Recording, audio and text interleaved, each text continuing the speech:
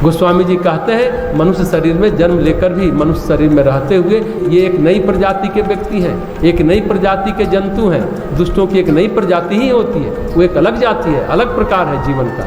उनका व्यक्तित्व एक खास तरह का बना होता है, उनकी सोच, उनका विचार, उनकी ऊर्जा एक खास दिशा में बहती है। वो नहीं सुनेंगे, नहीं मानेंगे, उनको बताया समझाया नहीं जा सकता, उनको समझ में नहीं आएगी बातें, क्योंकि वो वैसे ही हैं। उनके आँख, नाक, कान, उनकी चेतना का प्रवाह उसी तरह का बना हुआ है। वो देख लेंगे, कुछ ढूंढ ही लेंगे, निंदा करेंगे किसी की भी। अरे देवता लोगों ने, भगवान ने तुम्हारा क्या बिगाड़ा है? वो तो यहाँ है भी नहीं, कोई मतलब भी नहीं है, फिर भी जुटे हुए उनके पीछे।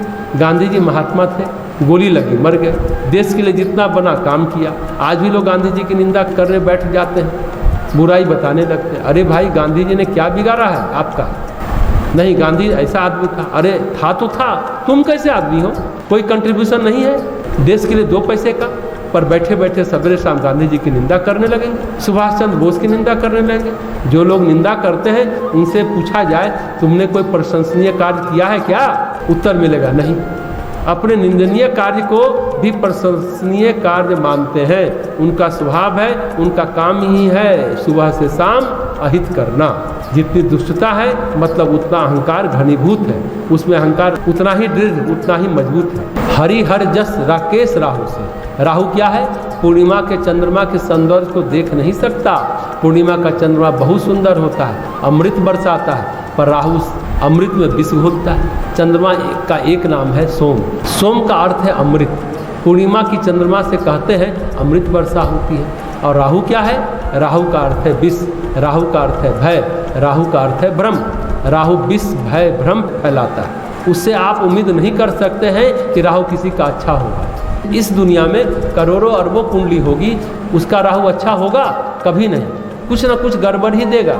अच्छा करेगा तो भी गड़बड़ ही करेगा। चंद्रमा के अमृत में राहु विष घोल देता है। शिव और विष्णु भगवान में भी दोष निकाल देता है। वैसे दुष्ट खुद बीमार हो पर किसी को परेशान करना हो तो स्वस्थ हो जाते हैं। सहस्त्र बाहु की तरह उनमें 1000 भुजाओं की ताकत आ जाती है, फौरन उठकर बुरा करने चले जाएंगे। दुष्ट व्यक्ति की ऊर्जा, दुष्ट व्यक्ति की दृष्टि, उनकी सोच, उनका मन, उनका विचार, उनका व्यक्तित्व एक ही दिशा में केंद्रित होता है कि कहाँ कितना कैसे किसका नुकसान किया जाए। बस मेरी प्रशंसा हो, मैंने ये किया, मैंने वो किया, मैं वो कर दूंगा, दुनिया में उनसे बड़ा कोई नहीं। बस अहंकार केंद्रित कार्यक्रम। गोस्वामी जी कहते हैं दुष्ट ऐसे होते हैं। अगर आप अपना कल्याण चाहते हो तो दुष्ट के सामने झुक जाओ और निकल जाओ चुपचाप। असुर लोग भगवान को नहीं मानते तो प्रश्न मन में स्वाभाविक रूप से आता है कि रावण तो शिव की पूजा करता था, बहुत बड़ा भक्त था, देवी निकुंभला की उपासना की। इसका उत्तर है ईश्वर को मानने का अर्थ होता है कि भगवान की भक्ति में अपने आप को समर्पित कर दो। किसी असुर या रावण की तपस्या में यह भाव नहीं था। उसका भाव होता है तप में शक्ति अर्जित करना, छल या बल से शक्ति छीन लो। उनकी तपस्या शक्ति प्राप्ति का साधन होता है, भक्ति प्राप्ति का साधन नहीं होता। उसकी साधना का मतलब होता है शक्ति संपन्न होना। असुर लोग शक्ति शक्ति चिल्लाते हैं, भक्ति और मुक्ति से उनका कोई वास्ता नहीं होता। कहते हैं रावण शिव भक्त था पर शिव की सुना क्या? अगर शिव की सुनता तो वो रास्ता चलता जो चला। अपने सामने वो शिव की भी नहीं मानता। वो कहता था ये तुम्हारा सौभाग्य है कि मेरे जैसा आदमी तुम्हारी आराधना कर रहा है। वो अपने को महान भक्त कहता था।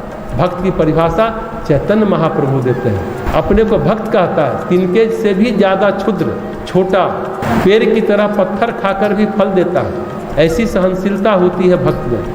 कभी मान की इच्छा नहीं करता, दूसरों को सदा मान देता है और ईश्वर की सदा कीर्तन करता है। भगवान श्री हरि का स्मरण करता है, सुमिरन करता है। पर दुष्ट होते हैं इसका उल्टा।